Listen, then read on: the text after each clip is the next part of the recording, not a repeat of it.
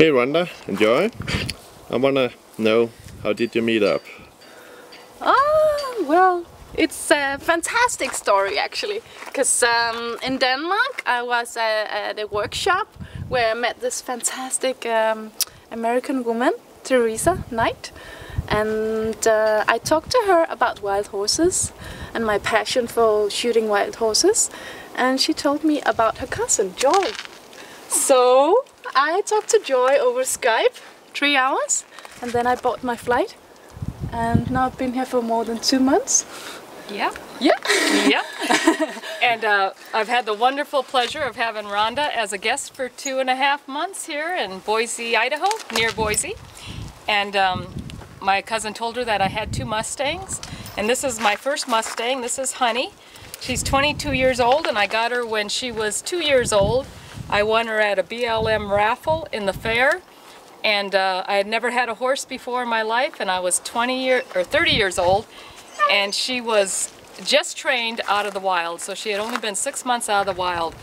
And I've had her ever since, and she's been a great horse. And Mustangs are great horses. Can you tell me what's the difference from a wild Mustang or a Mustang from the wild compared to a domestic horse? Well, we have 2 domestic horses over there too, and we have 2 Mustangs, and the difference is incredible in my opinion. For one thing, they're much sturdier and stronger. They can go a long ways better than a domestic horse. And they don't need shoes, so you're not spending $75 every 7 months on shoes and trimming. They have tough hoofs, and they can climb up mountains and climb down mountains. And they're so sturdy on their backs, they're good for packing and hunting. And they just don't need a lot of maintenance. They're just real easy keepers, and that's why I enjoy having the Mustangs. My other 2 horses, they always have to have a lot of care and maintenance done because they're not as strong and sturdy as these old Mustangs. This one's 22, and she can still keep up with some of the fastest horses out here. And she's beautiful. So sweet. If you should tell me and all people from Europe and Denmark, what could we do for the wild Mustangs?